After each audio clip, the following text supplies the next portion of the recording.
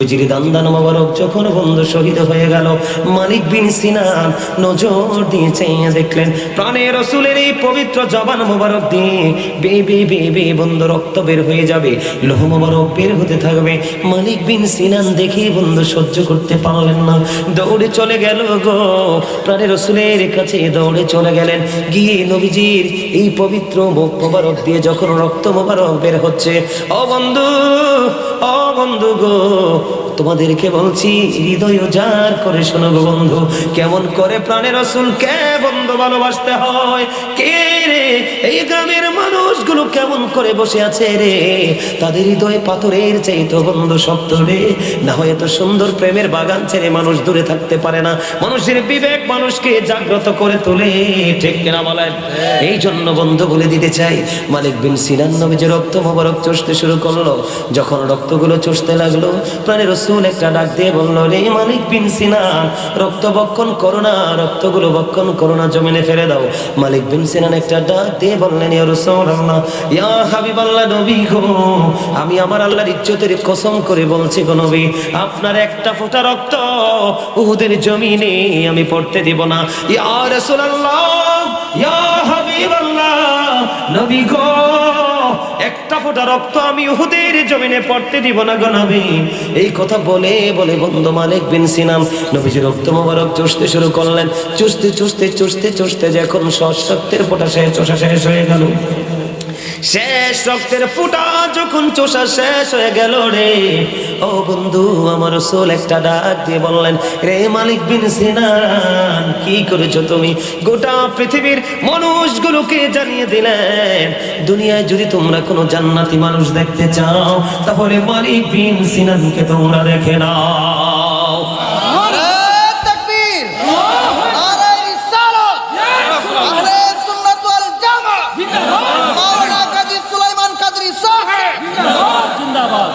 রাসূলকে কেমন করে ভালোবাসতে হয় বন্ধু? এই গ্রামের নাম কি? কাইতলা, তো ঠিক কিনা বলে? কাইতলার যুবক কি নিয়ে যাবে কবরে? আমি একটু পরে বন্ধু কবরে যাব, তোমাদের সবাইকে নিয়ে কবরের ভবন আমি গড়ে আসবো, বুঝতে পারবা কবর কত নির্মম, কবর কত নিষ্ঠুর, কবর বন্ধু কত ভয়ঙ্কর। এই জন্য তোমাদেরকে আগে প্রেমের জগতে আমি ঢুকাইছি, যেন তোমরা পরে সহজে বাকিটা তোমরা বুঝে নিতে পারো। যুবক নবীকে কেমন করে ভালোবাসতে হয়। হযরতে হানজালা রাদিয়াল্লাহু তাআলা আনহু তরুণ তাগড়া জওয়ান সাহাবী, তিনি কি করলেন? বিয়ে হলো, ও বন্ধু, বিয়ের রাত্রে বাসর হলো, স্বামী স্ত্রীর একটা নওজোয়ান এবং যুবতী, বিয়ের রাত্রটা তাদের জন্য তো মধুময়, এটা হলো তাদের জীবনে আল্লাহর পক্ষ থেকে দেয়া নেয়ামতের রাত্রির মধ্যে গুরুত্বপূর্ণ একটা নেয়ামতের রাত্রি, স্বামী স্ত্রীর মিলন। কথা বলেন না কেন বন্ধুরে আমার? হানজালা নবীকে কেমন করে ভালোবাসতেন। বিয়ে হলো, স্ত্রীর সাথে বন্ধু বাসর হলো, মিলন হলো, কিন্তু উহুদের ময়দান থেকে আসলো দুঃখের খবর। এবার পাগল হয়ে গেল হানজালা রে, উন্মুক্ত তরবারি নিয়ে চলে গেলেন উহুদের ময়দানে। বন্ধুরে আমার, বিয়ের পরে স্বামী স্ত্রীর মিলন হলো, কিন্তু গোসল তো হলো না, অথচ স্বামী স্ত্রীর মিলনের পরে প্রথম কাজ হলো গোসল করা। এই গোসল হলো নারী পুরুষ দুজনের জন্য ফরজ, কিন্তু ফরজ গোসল করলেন না, নবীর জন্য পাগল হয়ে গেলেন। পিছন হানজালার বিবিও দৌড়ে চলে গেলেন, যাই রাসূলকে ডেকে ডেকে বলেন, ইয়া রাসূলুল্লাহ, ইয়া হাবিবাল্লাহ, নবী গো, আমার স্বামী কোথায় গো? স্বামীকে তো দেখছি না। এবার আমার রাসূল একটা ডাক দিয়ে বললেন, রে হানজালার বিবি, আকাশের দিকে তাকাও রে, তুমি আকাশের দিকে তাকাও। এবার বন্ধু নজর দিয়েছে, দেখলো হানজালার লাশ আসমানের দিক থেকে জমিনে এসে গেছে। শহীদ হয়েছে কোথায়? জমিনে। কোথায়? উহুদের ময়দানে শহীদ হয়ে গেছে, কিন্তু দেখতে পেলেন তার এই পবিত্র দেহটা আসমানের দিক থেকে জমিনের দিকে নেমে আসলো। বন্ধুরে আমার, হানজালার বিবি দৌড়ে চলে গেলেন, গিয়ে দেখলেন স্বামীর এই দাড়ি বেয়ে বেয়ে তাজা তাজা পানি ফোঁটা ফোঁটা করে ঝরছে।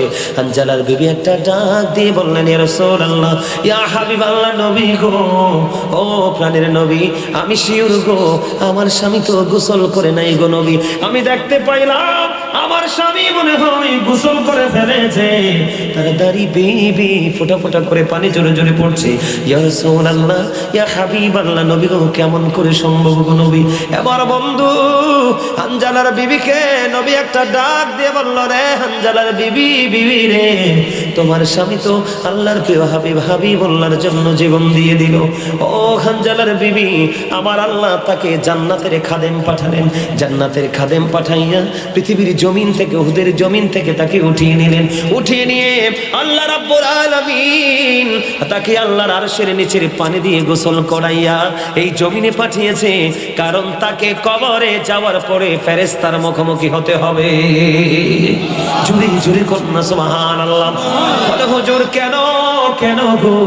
ও বন্ধু, এটার কারণ হলো আল্লাহ রাসূল বলেছেন, আল কবরু রাওজাতুম মির রিয়াদিল জান্নাতি আও হুফরাতুম মিন হুফারিন নার। কবরটা জান্নাতের একটা বাগান হবে রে, জাহান্নামের একটা গর্ত হবে।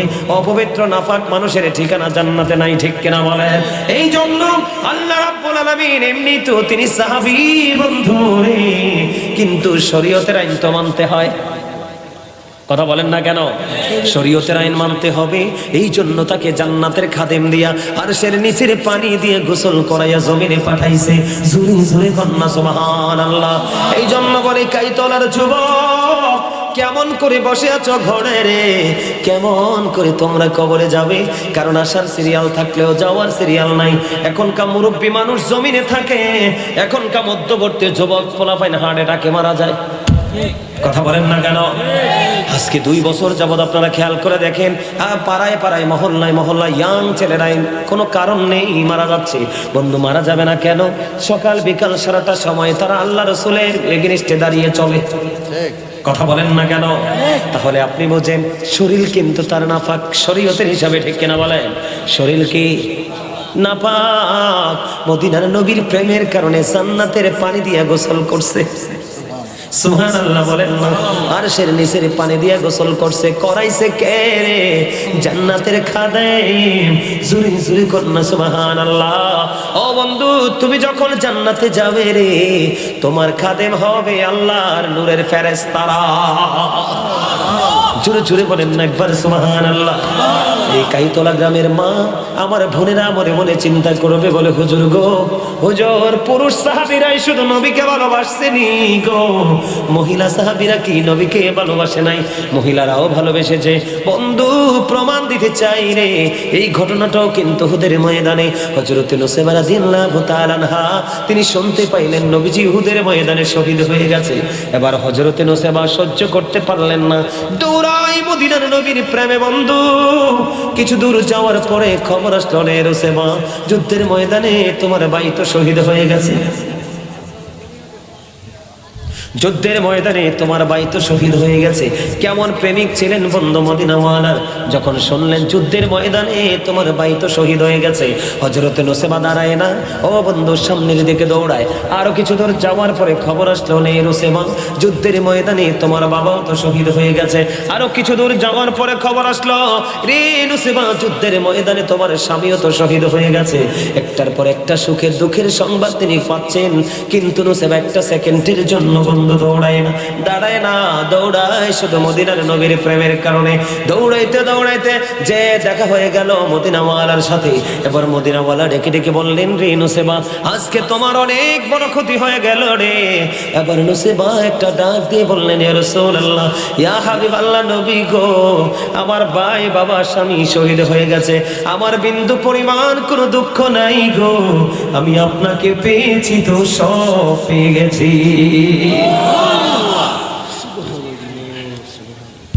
আপনার আমার মধ্যে কি সেই প্রেম আছে? আমরা কে নিয়ে যাবো কবরে? কথা বলেন, আছে? নাই। কি নিয়ে কবরে যাব বলেন? রাস্তা আছে কোনো?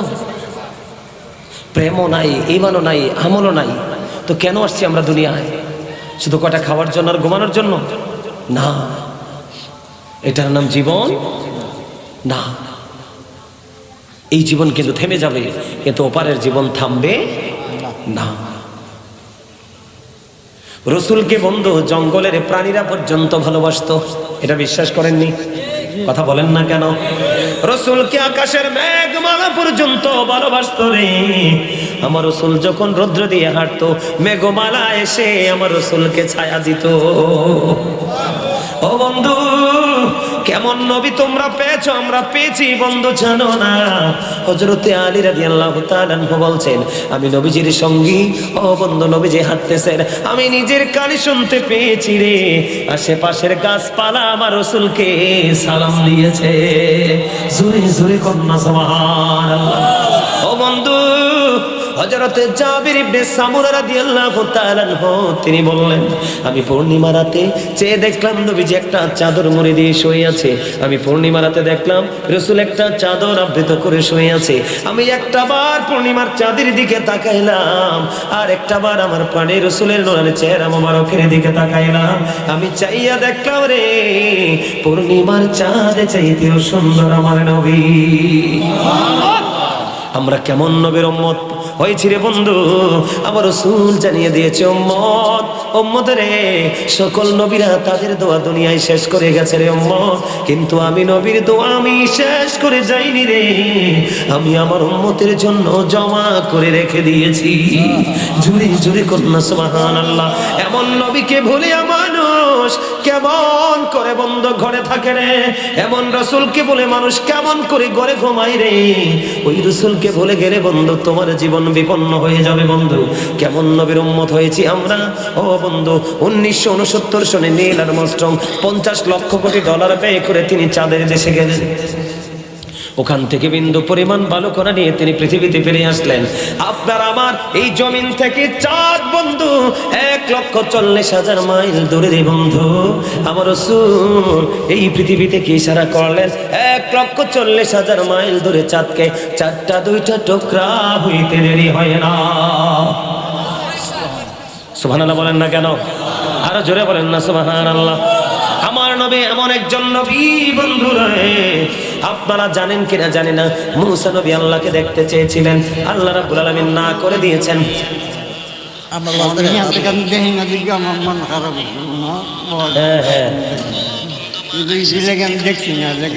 বসেন বসেন, কি মোহাম্মত, বসেন বসেন বসেন, কি প্রেম দেখছেন নি? এদিকে বসেন। ঘরতে যাইয়া মোবাইল আনছে, মোবাইল আইন না আমার ওয়াজ বের করছে, বের করে পাগড়ির লগে সেটা মিলাইছে, মিলে গেছে এই হুজুরটা এ দইটা। সুবহানাল্লাহ কন্যা মিয়া, প্রেম দেখছেন নি? প্রেম দেখছেন নি? আরে জান্নাত তো এরার জন্য আল্লাহ বানায় রাখছে, জান্নাত এদের জন্য আল্লাহ বানায় রাখছে।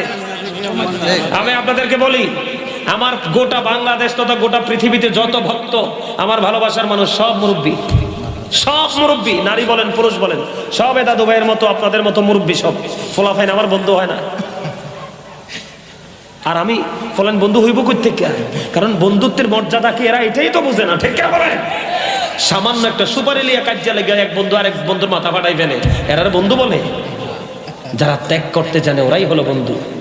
কথা বলেন না কেন? আমি আলোচনাটা করি বন্ধু, একটু সময় দেন। মূসা নবী এমন একজন নবী ছিলেন, আল্লাহর সাথে তিনি কথা বলেছেন। মূসা কালিমুল্লাহ আল্লাহকে বললেন রব্বি আরনি, আল্লাহ বললেন লান তারানি। মূসা দেখতে চাইলেন, আল্লাহ না করে দিলেন। ও বন্ধু আমার দিকে তাকান, আর আপনার আমার প্রাণের রাসূলকে আল্লাহ নিজেই দাওয়াত করে আল্লাহর আরশে নিয়েছে। জোরে জোরে কন্যা সুবহানাল্লাহ। বিশ্বাস করেন না? কোরআন শরীফের 15 পারা সূরা বনী ইসরাইল 1 নম্বর আয়াত থেকে আল্লাহ আল্লাহর হাবিবের দাওয়াতের কথা বলেছে। সুবহানাল্লাহ বলেন। সুবহানাল্লাযী আসরা বিআবদিহি লাইলাম মিনাল মাসজিদিল হারাম ইলাল মাসজিদিল আকসাল্লাযী বারাকনা হাওলাহু লিনুরিয়াহু মিন আয়াতিনা। এই আয়াত শুনছেন না আপনারা? এই আয়াত জুড়ে রাসূলের দাওয়াতের খবর, ঠিক কিনা বলে? আল্লাহ রাব্বুল আলামিন বলেছেন, আল্লাহ আল্লাহর হাবিবকে আল্লাহর নিদর্শন দেখানোর জন্য চারপাশ তিনি বরকতময় করে দিয়েছেন। জোরে কন্যা সুবহানাল্লাহ। সবচেয়ে মজার জায়গা বলে, হুজুর এখানে আসতেন কেন? আমার নবীর মর্যাদা বোঝানোর জন্য। আপনি নবীকে যত বেশি ভালোবাসবেন, কাল হাসরে নবীর তত বেশি কাছে থাকবেন। যে নবীর তত বেশি কাছে থাকবেন ও বন্ধু, সে তত বেশি নিরাপদ। ঠিক না বেঠি? আমার দিকে তাকান বন্ধু। আল্লাহ যখন আল্লাহর আরশের গেইটে যখন চলে গেলেন আপনার আমার প্রাণের রাসূল, আল্লাহ রাব্বুল আলামিন দেখতে পাইলেন আল্লাহর প্রিয় হাবিব বললেন পাদুকা মোবারক খুলতে চায়, জুতা মোবারক খুলতে চায়। আল্লাহ বললেন হাবিব আপনার জুতা খোলার দরকার নেই গো, আপনি জুতা নিয়ে আমার আরশে প্রবেশ করেন গো হাবিব। এবার আল্লাহ যখন বললেন আল্লাহ গো মূসা যখন কুহিতুরে গিয়েছিল তুমি তো বলেছিলে জুতা খুলে যাওয়ার জন্য, সেই তুলনায় তোমার আরশের দাম আকাশ চুম্বি গো, আমি কেমন করে তোমার আরশে জুতা নিয়ে আসবো? আল্লাহ রাব্বুল আলামিন একটা ডাক দিয়ে বললেন হাবিবি গো আমি আপনাকে এই জন্য বলেছি জুতা নিয়ে আসার জন্য, কারণ আমি আপনার জুতার ধুলি লাগাইয়া আজকে আমি আমার আরশের দাম বাড়াবো। মজার জায়গাটা হলো এই জায়গাটা বন্ধুরে আমার, আল্লাহ রাব্বুল আলামিন আল্লাহর হাবিবকে আমার রাসূলকে প্রশ্ন করলেন হাবিব আসমানে ফেরেশতারা কি নিয়ে ঝগড়া করছে, কি নিয়ে তারা কথা কাটাকাটি করছে? এবার আমার রাসূল ডেকে ডেকে বললেন আল্লাহ গো আপনি তো ভালো জানেন। এই কথাটা বলতে দেরি আল্লাহ রাব্বুল আলামিন হাদিস শরীফের মধ্যে এসেছে বন্ধু, আল্লাহ রাব্বুল আলামিন আপনি একটু দেখাইয়েন তারার দেখাই। আল্লাহ রাব্বুল আলামিন আল্লাহর কুদরতি হাত আল্লাহর হাবিবের দুই কাঁধ মোবারকের মধ্যখানে রাখলেন। জোরে জোরে কন্যা সুবহানাল্লাহ। দুই কাঁধ মোবারকের মধ্যখানে রাখলেন। আল্লাহর হাবিব বললেন আল্লাহর কুদরতি হাতের ছোঁয়া যখন আমার দুই কাঁধের মধ্যখানে লেগে গেল, আমার বুক পর্যন্ত আমার প্রশান্তিতে চলে আসলো। আল্লাহর আরশে দাঁড়াইয়া আসমান এবং জমিনের মধ্যে শুরু থেকে শেষ পর্যন্ত কি আছে আমি নবী আল্লাহর আরশ থেকে মেরাজের রাতে সব দেখে নিয়েছি। আমরা সেই নবীর উম্মত। রাসূল বলেছেন অন্য হাদিসের মধ্যে এসেছে একটা মানুষ হাতের তালুর দিকে তাকাইলে প্র্যাকটিক্যালি যা আছে দেখা যায়। রাসূল বলেছেন আমি এমন ভাবে দেখতে পেয়েছি একটা মানুষ তার হাতের তালুটাকে স্পষ্ট যেইভাবে দেখতে পায় ঠিক সেইভাবে। জোরে জোরে করুন একবার সুবহানাল্লাহ, আরো জোরে বলেন না সুবহানাল্লাহ। এখন আপনি মনে মনে চিন্তা করলেন, কি করলেন? আপনি মন থেকে বন্ধু ডিসাইড করলেন আপনি কি করবেন না, প্রেম করবেন না, কি করবেন না? আপনি রাসূলের কথা মানবেন না, আপনি আলেমদের কথা মানবেন না, আপনি কারোর সাথে কোনো প্রেমের ডুলি লাগাবেন না, আপনি মিথ্যা কথা বলবেন, চুরি করবেন, ডাকাতি করবেন, পরের হক নষ্ট করবেন, মানুষের বদনাম করবেন। গ্রামে গ্রামে মানুষ যখন বিপদে পড়বে আপনার অর্থ আছে আপনি সুদের টাকা খাবেন, আছে না? আপনাদের কাইতলাতে সুদ খায় এমন মানুষ আসেনি? আছে আছে। ওমা ওমা কি ওইটা আছে? আরে খোদারে কই যাইতাম রে, এটা আছে তো শেষ মনু এই ওয়াজ করি লাভ হইব কি? লাভ আছে নি কোন? আলহামদুলিল্লাহ বলেন। আমাদের সমাজকে জাতিকে ধ্বংস করে দিয়েছে সুদের মতো জঘন্য অপরাধ। কথা কয় না কেন? কেন তারা সুদ খায়? তারা কবরকে চিনে না, এই জন্য। এই কারণে বন্ধু আমি আজকে আলোচনার একটা শিরোনাম দিয়েছি। আমাকে যে দাওয়াত দিয়েছে ছেলেটা, নামটা কি যে তার মা মারা গেছে, যে ইকবাল। কয়েকদিন আগে তার মা মারা গেছে। কালকে বন্ধু ছেলেটা ইকবাল ফোন দিয়ে এত বেশি কান্না করেছেন, বিশ্বাস করবেন কিনা ও বন্ধু, যখন বলেছে হুজুর হুজুর গো আমার মা তো আর দুনিয়ায় নাই গো হুজুর। বন্ধু বিশ্বাস করেন তার এই কথা শুনিয়া আমার কলিজা বন্ধু ধরপড় শুরু করে দিল। কেন কেন গো? একদিন তো এমন ভাবে আমার মাও পৃথিবী ছেড়ে চলে যাবে। বন্ধু রে কবর বড় নিষ্ঠুর। যেহেতু ইকবালের মা বন্ধু কবরে চলে গেছে, আজকে আমি কবর নিয়ে আলোচনা করব। এই জন্য আমি আজকে আলোচনার শিরোনাম দিয়েছি আইয়ুহাল্লাযীনা আমানু কু আনফুসাকুম ওয়া আহলিকুম নার। আল্লাহ বলেছেন O believers save yourself and your families from the fire. Allah ইমানদারকে ডেকে বলেছেন তুমি জাহান্নাম থেকে বাঁচো এবং তোমার আহলকেও জাহান্নাম থেকে বাঁচাও। বন্ধু একটু আগে বলেছি রাসূল বলেছেন আল কবর রাওজাতুম মির রিয়াদিল জান্নাতি ওয়া হুফরাতুম মিন হুফারিন নার। রাসূল বলেছেন কবরটা বন্ধু জান্নাতের একটা বাগান হবে রে, জাহান্নামের একটা গর্ত হয়ে যাবে। বন্ধু কে জানি রে সেই হতভাগা যার জন্য কবরটা গর্ত হয়ে যাবে। বন্ধুনি আমার দিকে তাকান, ইকবালের মায়ের মতো আপনার আমার মা আপন স্বজন চলে গেছে, আবার চলে যাবে বন্ধু, আমরাও চলে যাব। কবরে যখন মানুষ চলে যাবে দুইজন ফেরেশতা আসবে বন্ধু, এই দুইজনের স্কিনটা হবে কালো। কে? তাদের স্কিন গায়ের রং হবে বন্ধু কালো, চোখ দুইটা হবে বন্ধু ব্লু কালার। নীল হবে তাদের চোখ দুইটারে। ও বন্ধু, মুমিনকে প্রশ্ন করবে, মুমিনকে রব সম্পর্কে, রাসূল সম্পর্কে, দিন সম্পর্কে প্রশ্ন করবে। ও বন্ধু, সঙ্গে সঙ্গে সঙ্গে সঙ্গে উত্তর দিবে।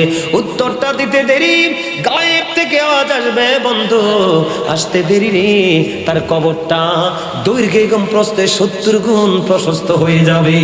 জুরি জুরি করুন সুবহানাল্লাহ। কি হয়ে যাবে? দৈর্ঘ্যে এবং প্রস্থে বন্ধু 70 গুণ প্রশস্ত হয়ে যাবে।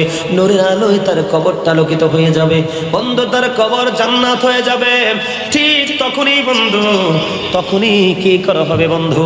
আল্লাহর প্রিয় বান্দাটা, সে কিন্তু মুমিন অথবা বান্দি, সে কিন্তু মুমিন, সে তখনই ফেরেশতাদেরকে বলবে, ফেরেশতারা রে, একবার দুনিয়ায় আবার ফিরে যেতে সুযোগ দাও না। এবার ফেরেশতারা বলবে, না না না, আর দুনিয়ায় তুমি ফিরে যেতে পারবে না। কেন গো? এই কারণে তুমি দুনিয়ায় ফিরে যেতে পারবে না, একবার মৃত্যুবরণ করলে আর দুনিয়ায় ফিরে যাওয়া যায় না। বরংস তুমি নতুন বরের মতো ঘুমিয়ে যাও, আমি তোমাকে ঘুম পাড়িয়ে দিয়ে চলে যাই। কতদিন পর্যন্ত ঘুমাবো? ওই পর্যন্ত তুমি ঘুমাবে গো, যে পর্যন্ত না তোমার আপন স্বজন তোমাকে না ডাকবে। তার মানে শান্তিতে তুমি নতুন বরের মতো ঘুমিয়ে যাও, ওই পর্যন্ত, কিয়ামত পর্যন্ত। জুরি জুরি কন্যা সুবহানাল্লাহ। এটা হলো ইমানদারের ক্ষেত্রে। দুনিয়ার মানুষ দেখবে কবরটা ও বন্ধু উপরে যেমন তেমনই, কিন্তু ইমানদারদের প্রকাশ্য শত্রু কারা? বেঈমান কাফেরেরা। আর এই বেঈমান কাফেরের সাথে যুক্ত হয়েছে আমাদের ছেলেরা এই মোবাইলের মাধ্যমে। আমার কথা কয় না কেন? ঠিক না? এখন তুমি বন্ধু মুনাফিক, বেঈমান কাফেররা চিরকাল জাহান্নামে থাকবে, কিন্তু মুসলমানের মধ্যে নামাজ আছে, হজ আছে, দাড়ি আছে, টুপি আছে, যাকাত আছে, সাদকা আছে, সব আছে, তারপরেও সে মুনাফিক। নাউজুবিল্লাহ।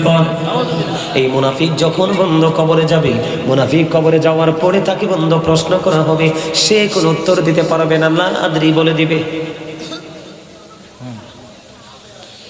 এবার যখন সে উত্তর দিতে পারবে না বন্ধু, গায়েব থেকে আওয়াজ আসবে, কি নির্মম, কি নিষ্ঠুর হবে রে সেই পরিবেশ।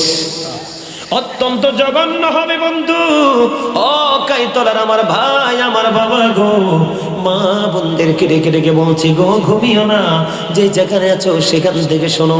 তুমি তো উত্তর দিতে পারবে না, সঙ্গে সঙ্গে এই মাটি, যে মাটির উপর তুমি থেকে গুন্ডামি করছো, এই মাটির উপর থেকে তুমি সুদ খাচ্ছ, এই মাটির উপর থেকে মানুষের হক নষ্ট করছো, এই মাটির উপর থেকে তুমি বন্ধু ইসলাম বিরোধী কাজগুলো করছো। মনে রেখো, মাটির মধ্যে যখন যাবে তখন মাটি তার উত্তম ব্যবহার করবে। এখন মাটির জবান বন্ধ রে। ও বন্ধু, তুমি তো উত্তর দিতে পারলা না, কবরটাকে একটা ডাক দে, মাটিকে একটা ডাক দেওয়া হবে। গায়েব থেকেও আসবে, মাটি, মাটি রে, এই পাপুষ্টির সাথে তুমি তোমার অ্যাকশন শুরু করে দাও। বন্ধু, হাদিস শরীফের মধ্যে এসেছে, মাটি এমন ভাবে পাপী মানুষটাকে চাপ দিতে থাকবে, পাঁজরের হাড় বন্ধু ভেঙে যাবে, একটা হাড় আর একটা হাড়ের মধ্যে বন্ধু ঢুকে যাবে, কিন্তু তুমি তো মৃত থাকবে না, সেদিন তুমি জীবিত থাকবে। দুনিয়াতে একবার মানুষ মৃত্যুবরণ করবে, আর মরার সুযোগ নেই। এখন তুমি চিৎকার করতে থাকবে, সেদিন তুমি বন্ধু হাহাকার করতে থাকবে, ডাকতে থাকবে মালিককে, কেউ তোমার ডাকে সাড়া দিবে না। বলে, হুজুর কেন গো, কেন গো, কেন সেদিন কারো উপকার পাবো না, কারো কাছ থেকে সেদিন কেন আমরা কোনো সাহায্য পাবো না? সেটার কারণ আমি আপনাদেরকে বন্ধু ওপেনিং করে দিচ্ছি। সূরা ইউনূসের 44 নম্বর আয়াতে আল্লাহ বলেছেন, ইন্নাল্লাহা লা ইয়াযলিমুন নাসা শাইয়্যান ওয়ালাকিন্নান নাসা আনফুসাহুম ইয়াযলিমুন। আল্লাহ বলেছেন, আল্লাহ বান্দার উপর অত্যাচার করে না, বান্দা নিজের উপর অত্যাচার করে। আল্লাহ বলেছেন, আল্লাহু লা ইউহিব্বুজ জালিমিন, যারা অত্যাচারী, আল্লাহ অত্যাচারীকে পছন্দ করে না, ভালোবাসে না। আল্লাহ বলেছেন, সবচেয়ে বড় জঘন্য খবর বন্ধু, ও কাইতলাবাসী রে, আল্লাহ বলে দিয়েছেন, ওমানিজ জালিমিনা মিন আনসার, জালেমরা যখন বিপদে পড়বে, অত্যাচারীরা যখন বিপদে পড়বে, তাদের জন্য আল্লাহ কোনো সাহায্যকারীও রাখবে না।